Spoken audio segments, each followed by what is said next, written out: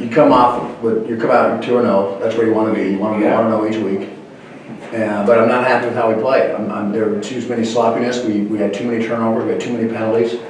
Defensively, we lost contain at times when we shouldn't have. We didn't tackle that well at times with the twos that were in there.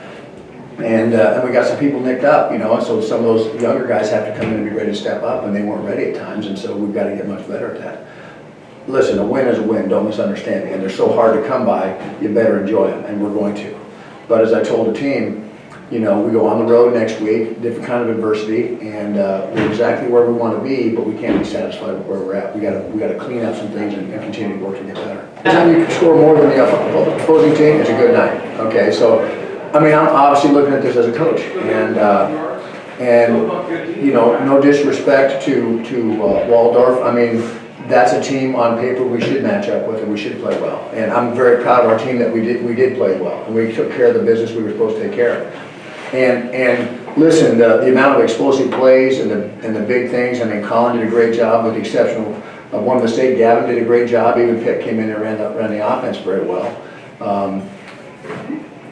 We can get better, and again,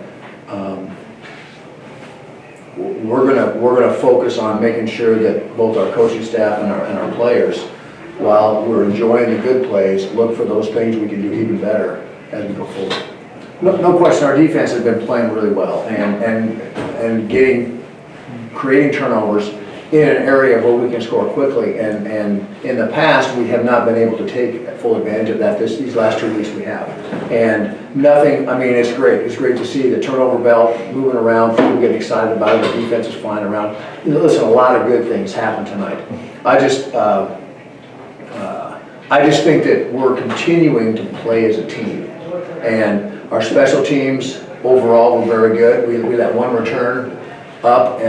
We didn't kick the ball quite as well as our kickoff team, but we're 100% on PATs, 100% on field goals. All that stuff is good, and overall we're doing a really good job with our punt protection. We got a punt block tonight, so all three facets of our game are improving, and that's why you're seeing the result that you're seeing. Because in the past, one phase wasn't in phase. If I'm talking like that, so all three phases are working well. And I think it's credit to our kids and our coaches putting together great game plans and holding each other accountable and making sure that we execute like we're supposed to execute.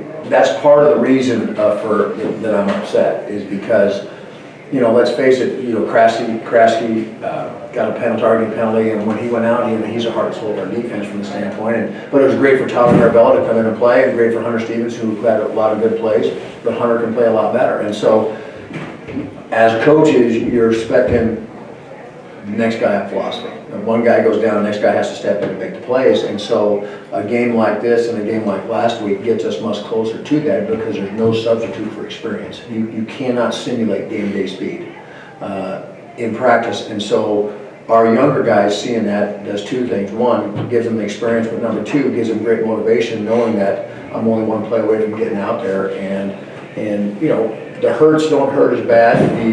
The ills don't feel as bad, and then certainly the motivation to continue to improve is always better when you win.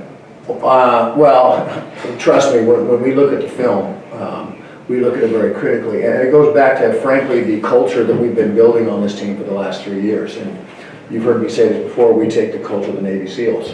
No matter what mission they go on, regardless if it's perfect or if it goes bad, they come back, debrief, and look for ways to improve, because they're never happy, they're never satisfied, they're always looking to improve themselves. It's exactly what I told the team tonight, and I think this team right here is mature and is doing that. The senior leadership that we have is demanding that of the younger kids, and they're demanding it of themselves. And I think that's why you've seen the results we've seen for the last 2 weeks, and we'll hopefully continue to do that as we get into the new schedule. Well, that long pass down the middle of the tree where he made a couple moves and went the distance right after the half is pretty game to play. There were a lot of good plays. The interception by Jalen Scott down the sidelines that took it down to the 40-yard line. He played that ball perfectly. Even the interception by Juan O'Neal at the end, that was an over-the-shoulder type grab, and he made a great play on the football. Was in perfect position to do that. So those are the plays that kind of stick out in my mind. And then Bryson Richards continues to just be a headhunter on special teams. Although tonight he was more the nail than the hammer on one of those things, but his his physicalness is rubbing off on the other players and really motivating them.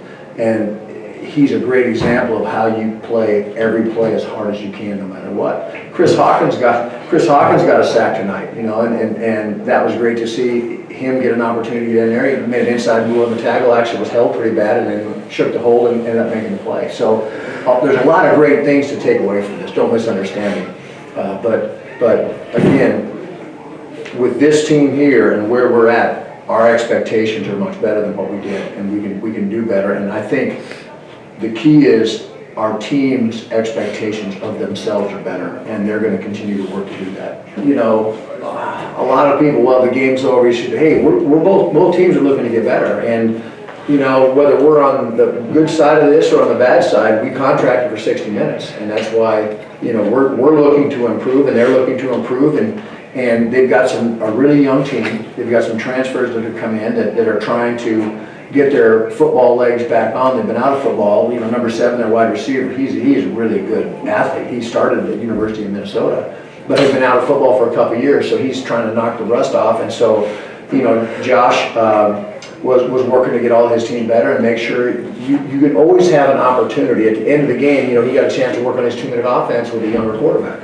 So you're always looking as a coach to utilize that experience in the game, because again, that game day speed you just cannot simulate unless you're in a game. And so I credit to him he kept coaching. His kids played really hard until the very end, and there was no quit in any of it. Well, it's all made possible by our offensive line, and it starts up front. Colin and Gav are getting so much more protection than they've had in the past, and the fact that our running game is effective, what that's doing is it's causing them to add more people to the box from the secondary, and it's forcing more man-to-man coverage. And because of that, we're able to get matchups that favor us. And then you couple that with the run-pass option that Colin and Gav have both been running very well, and even Pick at the end did. So they've got to play option football, and they've got to also cover the pass, play extra pass at the same time, and that's very difficult to do. And so, you know, I kind of felt bad in the middle of the third quarter because we're throwing the ball still, but we're actually doing exactly what we're supposed to do to run our offense. And so